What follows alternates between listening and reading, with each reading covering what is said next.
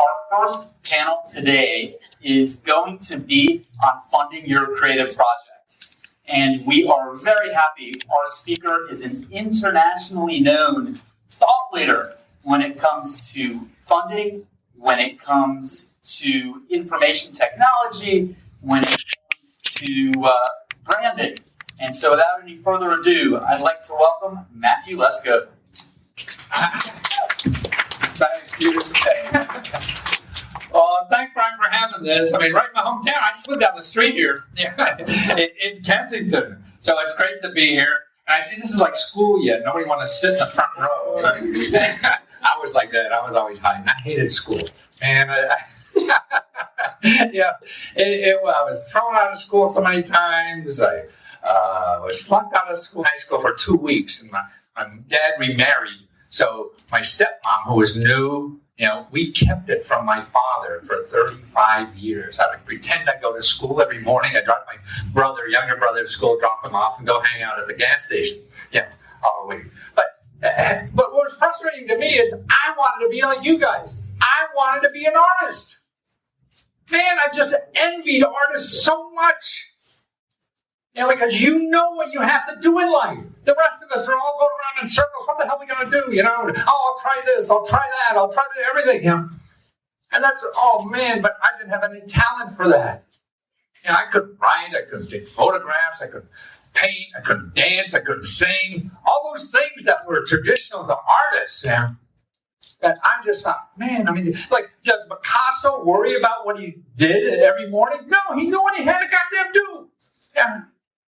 And that's what I think life is all about. What the hell do you have to do in life before you get out of here? Or before you're asked to leave, or whatever it is. And that's why artists, God, you're the most selfish son of a bitches in the world, aren't you? You already know. How great is that? The rest of us are running around in circles, But I feel we're all artists in something. We all have something very special inside of us to give to everybody else.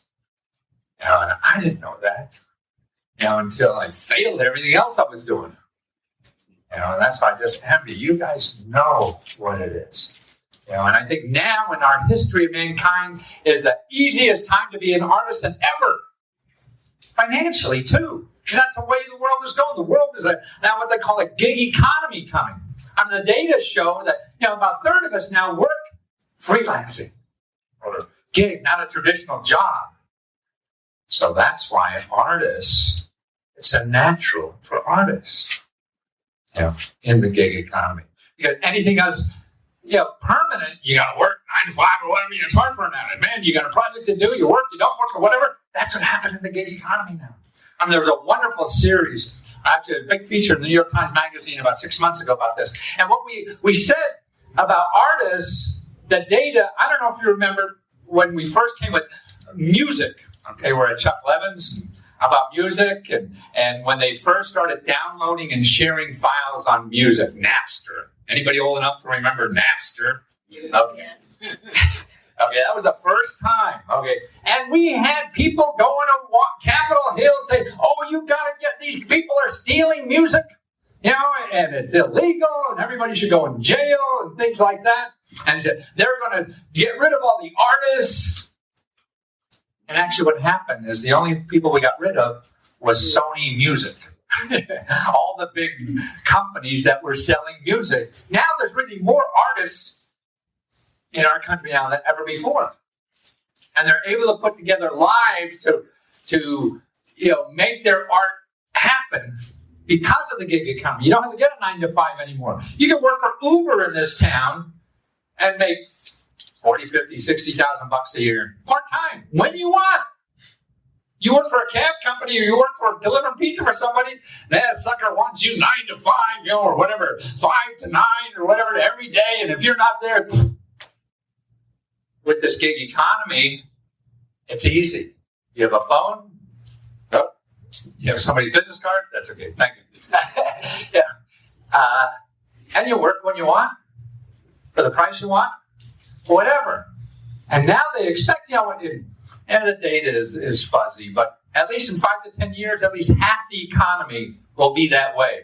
Big companies aren't hiring anymore because they don't like paying all this, retirement, oh my God, healthcare, oh my God, all this kind of stuff. Nobody wants to do that anymore. And then you can't get rid of anybody.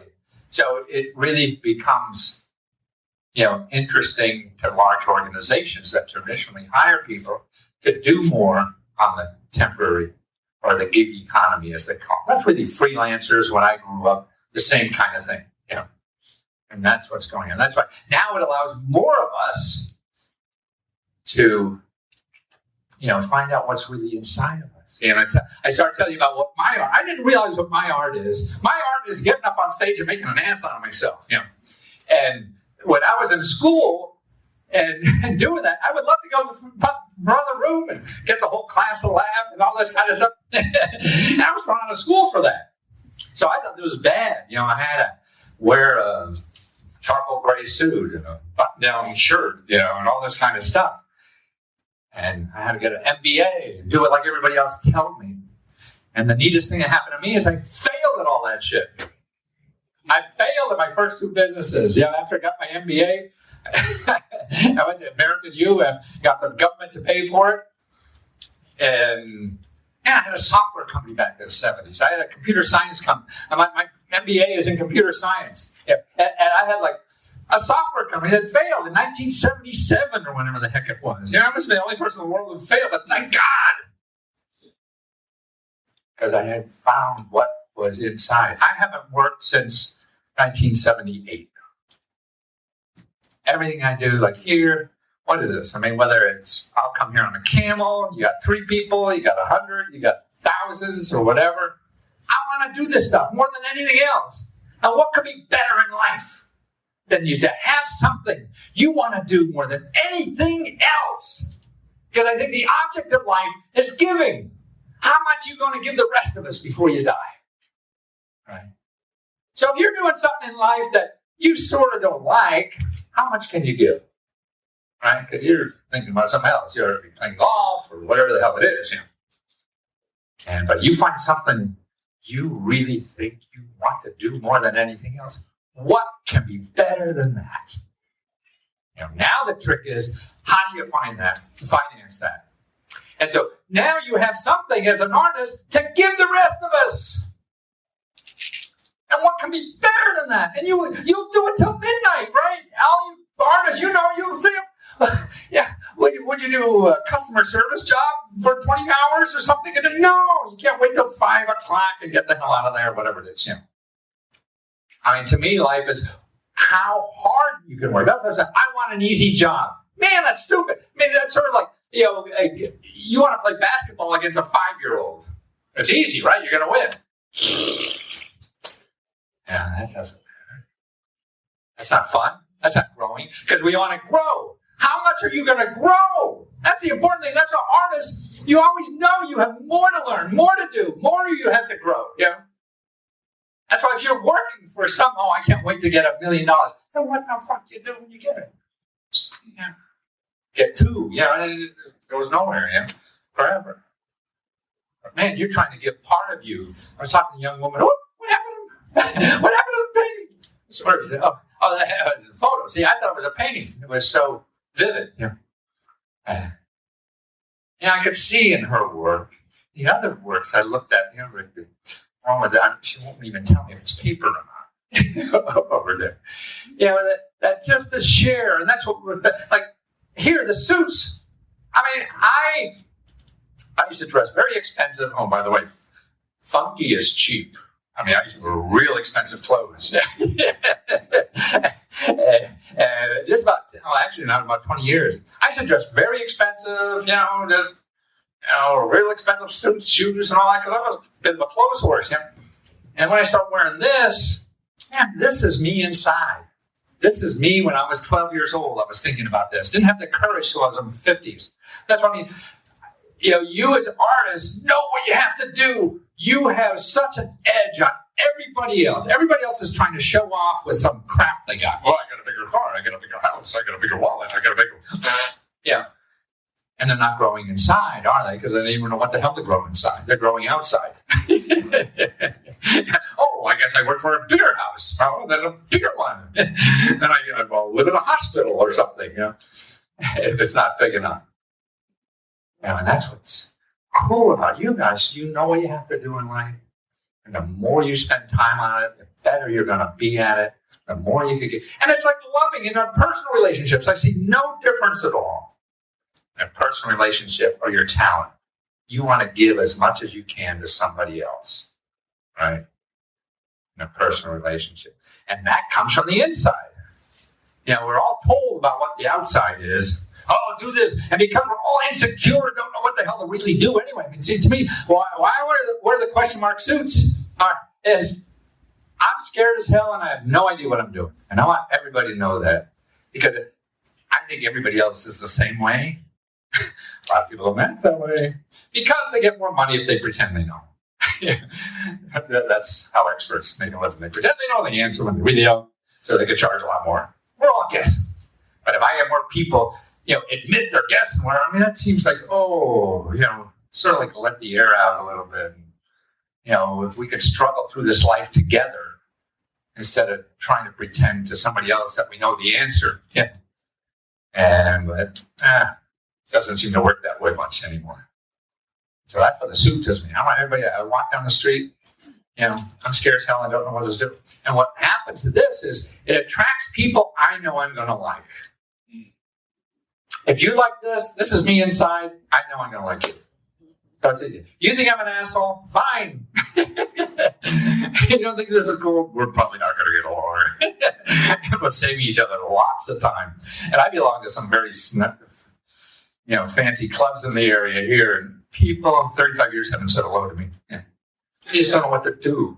People are uncomfortable, and if you're not traditional or whatever, it just they're not disarmed at all. They're just tight, and they become even tighter because they don't know how to handle it, what to say, until their kids come. Then the kid comes, this guy like I was naked in the shower room with for the last 30 years, never said hello to me because you don't know what to do about a guy in a question mark suit. The kid comes and wants to meet the question mark guy. So now he pretends as, I'm his best friend forever, because this kid wants to meet me. That's why kids, man, they know what's going on. They don't think. They don't take out a spreadsheet before they make a decision. They're just going from here.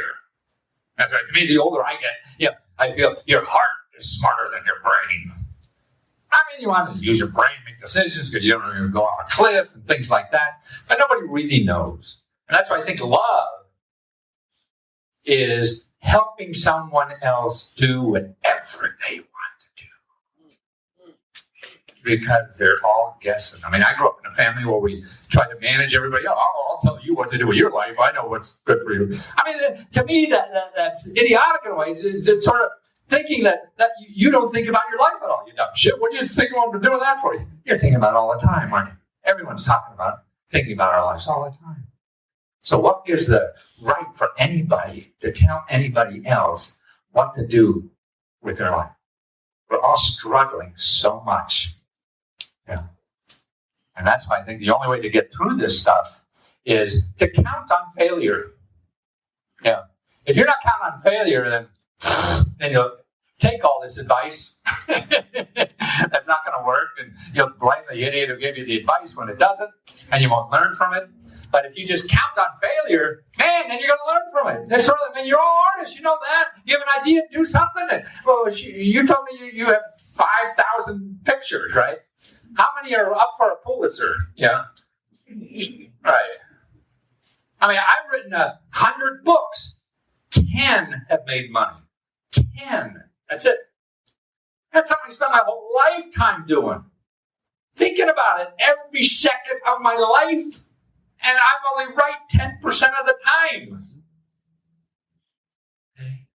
Or we don't appreciate that stuff because we read this magazine or they see one of my infomercials where I see like, see this guy, in his garage, he made $1 million last Tuesday, Hey, you can always find somebody who'll come on a commercial and say that.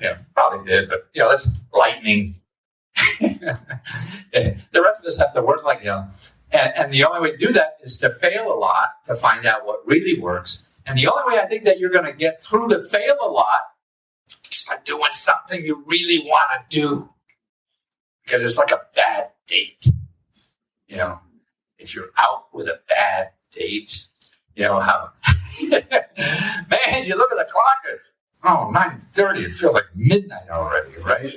Holy shit. And you're just dragging and thinking of stuff to say to sound polite, and I just wish you were home watching the game or whatever the hell it is. But those dates, and all of a sudden it's 2 o'clock in the morning. Where did the time go? Oh my God! Why shouldn't our work be that way? See, why do we seem to want to say, hey, our work should be like a bad date. Can't wait to get home. No, you're giving yourself. So I think that we have a responsibility to find out, hey, why shouldn't our work be like that? See, you want to come home and paint. You want to come and do photography or whatever. You'll do that all night long, and giving yourself. So the magic is, how do you do that? How do you finance while you're doing that thing? I mean, I had 2 businesses that failed, like a computer business or whatever. And earlier I talked about the gig economy.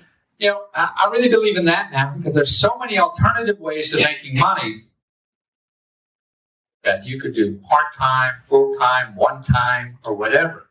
I mean, the sheet I gave you out there. Now, this is, if you don't have one, I got some on the back there. These are 46 websites. I said, well, I'll go on the internet and find money. How to make $1 million on the internet. And all that crap you're going to see on the internet is people who are going to make money, who's making $1 million from you, giving them money. These are websites for doing tasks, for doing stuff. You don't cost anything. I mean, if you're trying to make money, there's a rule of thumb. If you don't have any money, then certainly don't give. If you have lots of money and know what the hell to do, then that's one thing. If you don't have any money, you're worried about it, then do things without spending money because you don't know what works. So the key to all of this, how many things can you do before you find out what works for you? Because what worked for somebody else is different than what worked for me and so on. And see, this gig economy, that's where the jobs are. And the jobs are temporary. They're part-time. They're one-time or whatever. Like here, I don't know, how many know Airbnb or Uber? I use Airbnb. It's terrific.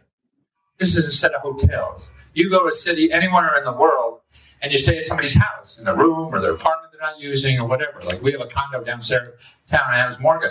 I came back from staying in an Airbnb in China and it was terrific. And so I said, hey, let's try an apartment on it. Yeah, people throw money at us. It's incredible. When we're not using it.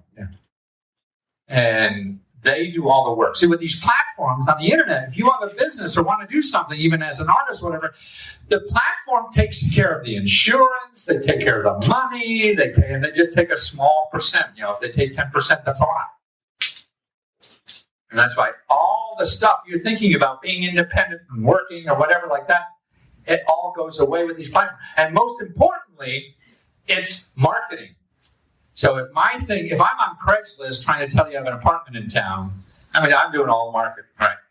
No, millions of people are going to Airbnb every day looking for a place.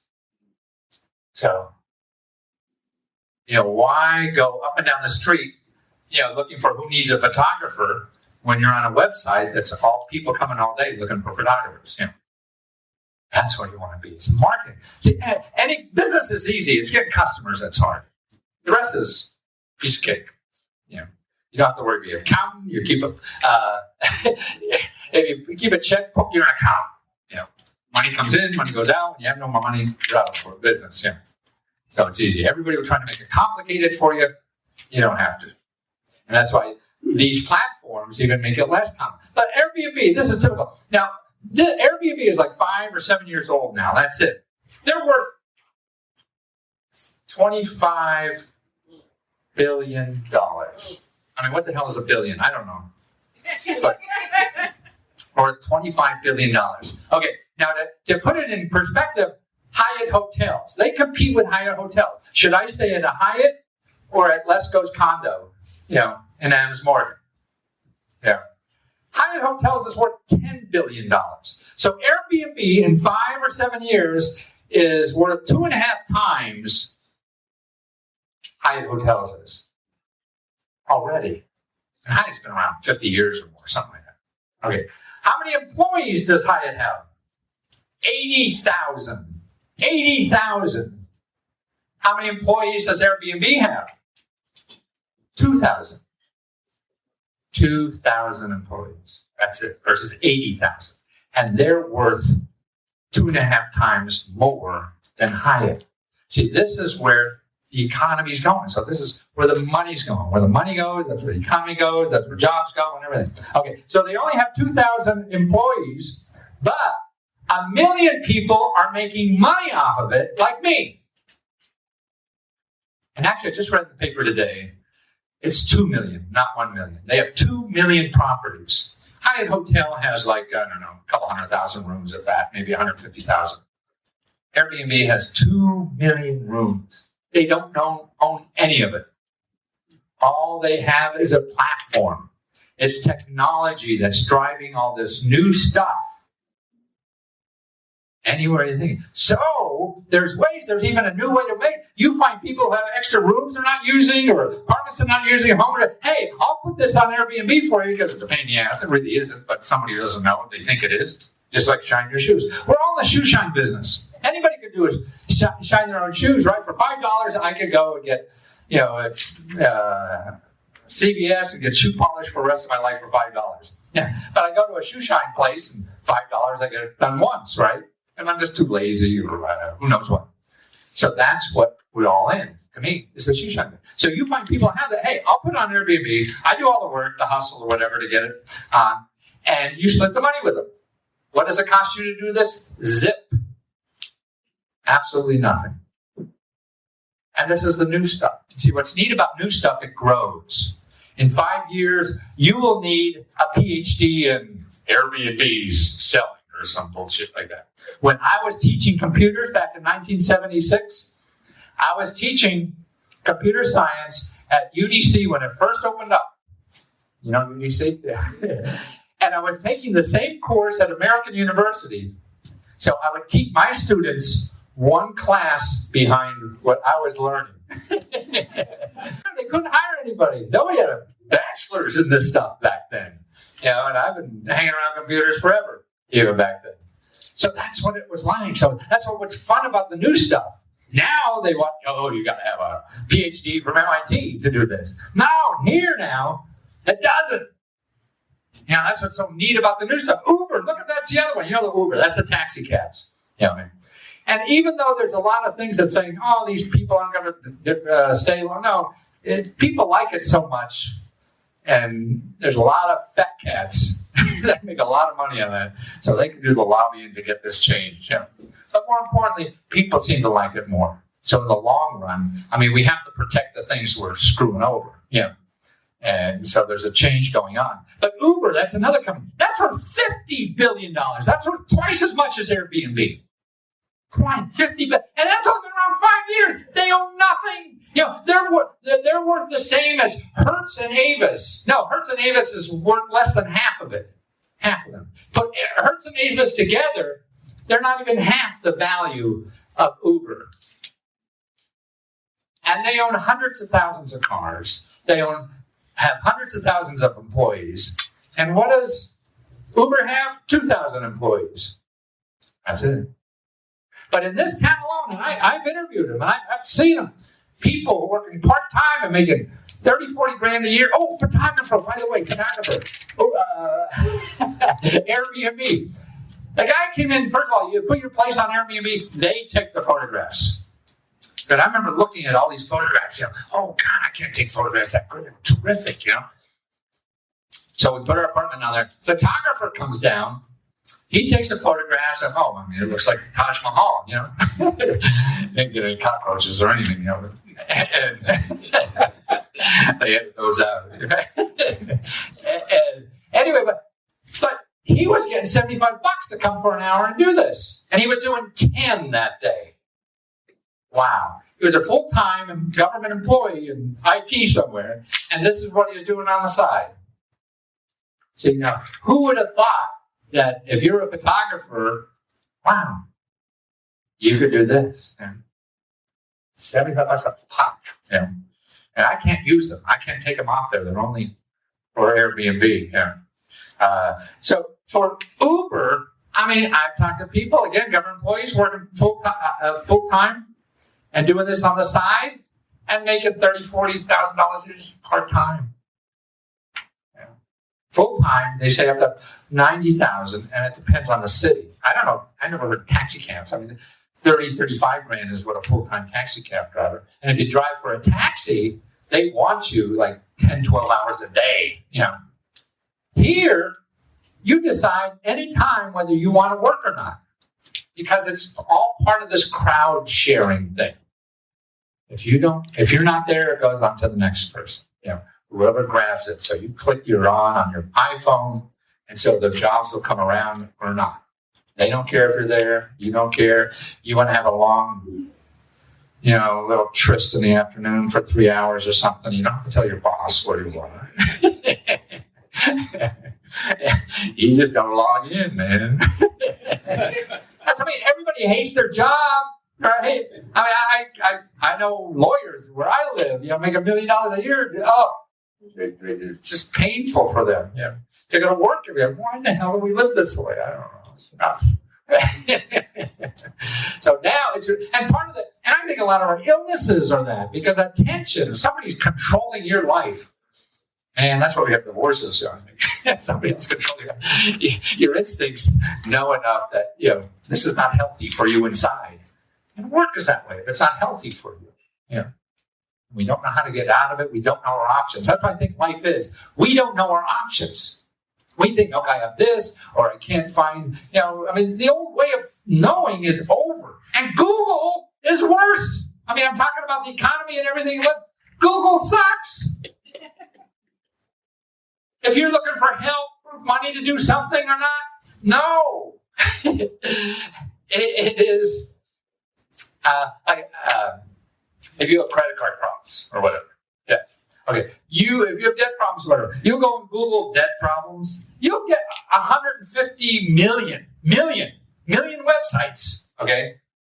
What the hell are you going to do with 150 million websites? Yeah. You're not going to live long enough to go through a fifth of that, right? And so what are you going to do? Look at the first 10 pages. Who's on those first 10 pages? Everybody who's spending a whole lot of money trying to figure out how to be on those 10 pages because you're in trouble and you'll throw money at somebody to help you get out of trouble. Now, see the problem. That's fine if you have money. It's a free country and all this kind of stuff. But there's a guy on page 35 that's getting a grant from the government to solve your credit problems for free. He doesn't advertise. He doesn't have money. He's not getting money from you. So you don't know. Yeah. So that's right. All the good stuff that is free or help you for free, this is why I wear the question mark. So we really don't know the questions to ask. The answers are easy. You get 1 million of them every time you use Google, or 1 billion, 500 million, 250 million. But it's asking the right questions, and that's the most difficult part, particularly now with Google. Is how do we answer those right questions? And also what it does is give you the most accepted answer. So there's no opportunity if you're getting the same answer everybody else is. Opportunities in life is what other people aren't doing, not what they are doing. Because that's sort of like over on the downhill or whatever. That's over. A guy called me up the other day, a friend I knew who used to do research with me, 20 years ago, and he told me he had stage 4 cancer. I had an interview with this guy because it's really like healthcare. He was going through all the traditional medicines and things like that. He's a great researcher. And he found ways, the bottom line, cure his cancer. His wife counted him dead 4 times. Came back. It's gone. Homeopathic stuff that he and all the doctors, he said the doctors were telling him things like, oh, you know why you have cancer? Because you're not taking chemotherapy. They don't know why you have stuff. It's just, they try, and it's not all bad. You just don't know to use all this stuff. And the answers aren't obvious. That's what's good. So what I put down here for ways to make extra money on the internet, 46 websites. The first one is full-time, part-time, or one-time jobs. one of the biggest ones is called TaskRabbit. You could put your name on there, for doing somebody says, hey, they're looking for somebody to go to Wheaton Plaza and check if Sears has those signs in the window like they should. So instead of hiring somebody or whatever, see, there's services like this that you click on for whatever, that you're available to do these things. A way to extra money. See, that's why they call it the shared economy. Uber is the shared economy. Airbnb is the shared economy. I have an extra apartment I'm not using, so why build a hotel when I'm not using it, people could use that apartment if I'm not using it. Or my car, I'm driving around, I have nothing to do, I can get in the car and give people rides and make money that way, only when I want it and things like that, and very flexible. That's the shared economy. Have you heard about the shared economy? Sort of like crowdfunding. We're sharing ourselves. So now you have time. You have extra time. You log in to TaskRabbit, one of these other kind of places. I have time. I make a few bucks with my time. I'm sharing my time for money. Instead of going through this whole rigmarole on more traditional jobs. So, and also there is some interesting things, particularly for artists. I mean, Fiverr, big bucks, Mechanical Turk. Actually, Mechanical Turk is a cool little thing. It's not big money, but it's like so many things on the internet require people. They try to have it not require people, but something like, you have to say what color this is. But a computer can't tell you what color something is, so they can't write. So what they do is they hire people, temporarily, whatever. You sit for this hour and choose colors for us. And you log in, log out when you want, whatever. And you make money. And it's all platform run. These are big companies, so they're not going to screw you like some of the guy, you have an ad and Craigslist or on the newspaper or whatever, the guy from Adam or whatever, you're going to pay, not paid, and all that kind of. See, all that disappears. Because these are big organizations. They don't want to screw it. Mechanical Turk. Fiverr. I get more artists there forever. Like now I want an idea for something. See, what that does is they lure you in for $5. So you're an artist.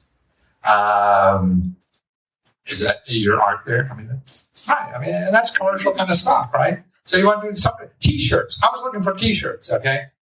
I go in for $5. I say, okay, here's an idea I have for a T-shirt. See, and I'll spend like $50 getting 10 different ideas from people. And I get it. It's a platform. I put my books on there. I test ideas. What sells? What will people do? So you can just put, and it costs you nothing to do it. Zero. So you could say, okay, I want to do photography. Okay, I'll make money of that. What's your art? Looking cute. So you want to say, you want to look cute and be a model. But you put it on Fiverr or something like that and see what responds. See, nobody knows what works. You could get all the experts and friends and everything to tell you what will work, and they still don't know. The best way to find out what works is you do it. And see, now you could do it out there for free. So you like painting, doing photographer for buildings or whatever. Hey, I'll do that. You put a couple up there and see who bites. That doesn't? Okay. Then you say, I do horses. And everybody likes her. Oh, okay. I'll do horses. Yeah. Nobody knows. I know. I told you I wrote 100 books and only 10 made money. And that's why now I don't have to write them. I just say, I'm going to write a book like this. Buy it. Crowdfunding. How many know crowdfunding? Okay. Here's, we're mostly women here. Crowdfunding is cool. Crowdfunding gives more money to artists than the National Endowment of the Arts. Wow. That's amazing to me. So that's bigger than the government. Obama last week went and crowdfunded for the refugee crisis in the world to get a couple $1 million because he couldn't get the Congress to give him the money. So the White House put a crowdfunding site up. Wow. And it costs nothing. You could do it. Anybody could do it. They don't even ask for your credit card. You want to get money for something as an artist or anything? You don't need to do a business plan. You don't have a credit card. You say, hey, shit, this is what I want to do. You explain it well enough. How well you do it may be a function of how you see it on. But so you fail. What the hell? Okay, I learned. Now I got to do it differently. How else are you going to learn except getting out there and falling on your ass and find it out? I mean, if you want to play football, you can't sit in the chair here and learn how. You get out in the field and somebody hits you from behind and sets you down. That's the lesson you'll never forget. Because that will hurt for a while. And so that's why the best way to learn is just by doing it. And nobody knows what the hell they're doing anyway. And what will work for you will work for somebody else is going to be different. So the way to really know is to do it and try. And you can now. You couldn't ever be fooled. I mean, it's just phenomenal to me. I mean, I used to think when I grew up, if I wanted a store or something like that, man, in today's dollars, you need $250,000, right? Now you're an artist, okay? What's the paper mache thing? Where's the lady? Yeah. It's not paper mache. She asked me to look at it, but I didn't have time. I was trying to get there. I missed my appointment here. And Etsy, how many know Etsy? ETSY.com. It's a place for artists, man. They're worth $1 billion. They've been around about 5-6 years. That's it. Now, if you want to sell that, you know how much it costs to put a store on there? 12 cents. 12 cents. And you can put those things on Etsy and start selling them. You get a store in the mall?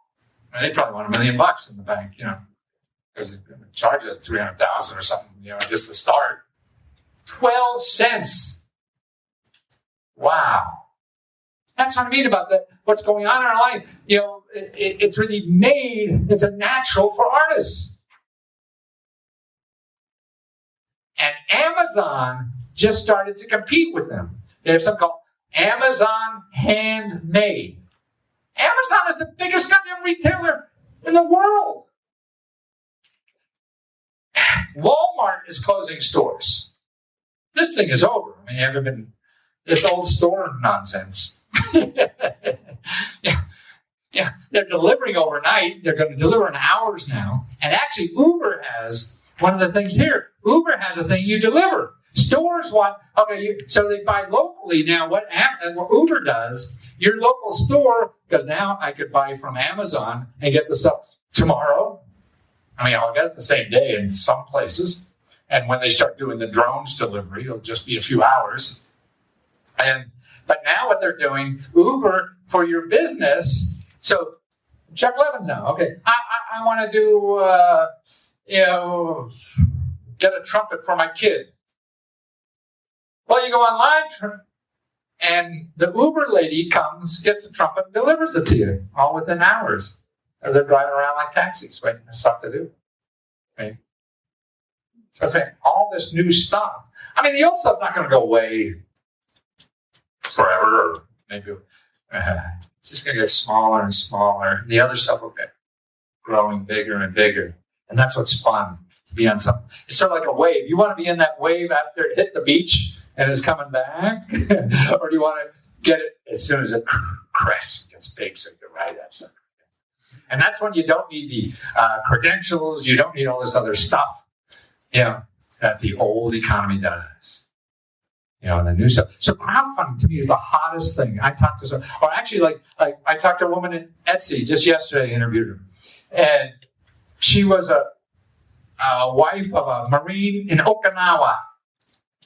And in Okinawa, what they had is the walls were all cinder blocks, like 5-foot cinder blocks, because of the hurricanes or whatever the hell it is. And so you can't use wallpaper, and they're lousy. And so she was sort of artsy stuff. And so she was putting like decals on the wall to make it look sexy, or interesting. And then the other wives, hey, that's not do it for me.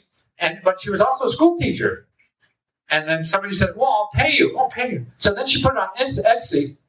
Within 1 year, she was making more than she was as a school teacher. Wow. Costs nothing to do. Okay. That's what's so neat. See, everybody puts, I need money to start a business. No, you don't have to. Sure, some you do or whatever, but you got to be clever to get around it. Yeah. There's other ways of doing it. And learning these tools is the way. Let me go through this list so you get a feel for the other thing. Website one-of-a-kind jobs. See, the first set are people, all kinds of work you get out of that. And the next job are certain kinds of jobs. Like, man, if you just want to be a parking attendant, valet parking, there's a platform for that. I'll go down, do that, some nights I won't, or whatever. Like, the people who use our Airbnb leave it cleaner than we gave it to them. Because they know us. You get to know these people. Everybody is sort of like vetted ahead of time. They already have the credit card. I mean, I go stay at the Hyatt, I trash them. I don't give a shit. Mr. Hyatt doesn't care. He just wants my money, too. Yeah.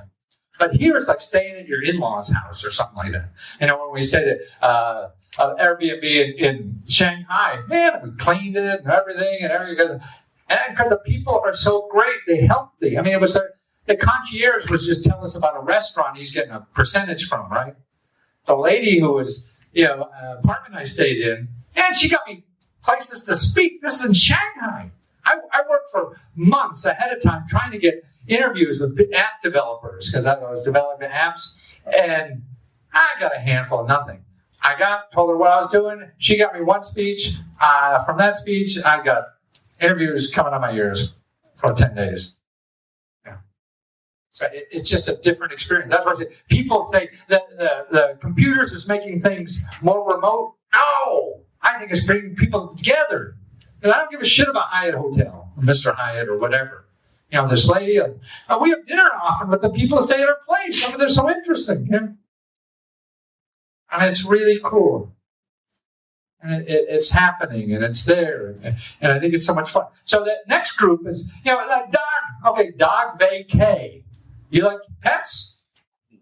Well, no matter what your apartment is or whatever, you take the dog when they go on there. Because the option is you go to a kennel. I don't know what they charge, $50 a day or something like that. So you charge $25. You walk them 3 times and have a little companion. Whatever the hell it is. And the platform handles the insurance, handles the money, handles everything that you would think, oh God, sounds like a pain in the butt to do. That they're doing all that. So all that, driver, there's one for bicycles even, delivery of groceries. Right. People call up and want their groceries delivered. Okay, the next page, if you go on the back, Airbnb and boats. So people at the boat down here, just think if you go down and leave a business card, they'll rent your boat for you down at the, marina, wherever it is downtown, or whatever. And you could be the person that could. I run into people doing that. People make a lot of money doing that on the side. Okay, make money with your car. There's Uber. Lyft is another one. Flight car. Now, this is a place where you go to the airport, and instead of parking at a parking lot in the airport, you give it to Flight Car. They're standing there where you get the flight. They take your car, they wash it, they park it, and they rent it out for you. So when you come back, you get a clean car. They pick you up at the terminal, and money that they made from your car. So it's something, the sharing economy, things that we aren't using, that someone organizes it. How about relay rides? That's somebody, people make $300, $400, $500 a month on the car when we're not using it. We only use our car about 10% of the time. The rest is sitting there. The share economy. Why is it just sitting there? So that's why these platforms make it easier, one place to go to find all the stuff. See, if you're only one person looking for another person who needs it when you don't need it, which could be Wednesday afternoon, man, that's knocking on a lot of doors to find that out, right? But if you put it on a site where millions of people are looking every day for that, hey, now it's a different ballgame. Artists, you know what you want to do. But that other part about feeding yourself and things like that, you think there's some magic or whatever. No, there isn't magic. Just knowing alternatives and trying them. And don't try the ones that cost you money. Because 9 times out of 10 you're going to fail anyway. So you might as well get rid of all the free ones first. Because they're more chance of winning than the ones you're going to spend money on. So it's being curious about things and trying things, even if it's stupid. And be careful of your friends, because they don't know. I remember I used to show my friends my commercials. I made lots of money on commercials. And I used to show my friends, what do you think? And they tell me advice, and I go back and change them. And then I realized they never bought anything from TV. Why the hell am I showing them? Yeah. And the real proof is in the pudding. The only way nobody knows what works. That's why you have to do it, and then you know for sure. And that's why, see, to me, if your heart is in it, you're going to make it happen more. And then if it's your idea, you're going to learn from the failure better, so the next time is better. And taking someone's advice. So, to me, life is going out and falling on your ass, keep going, falling on your ass. But if you're doing something you like, you'd rather be there than in jail in some job, right?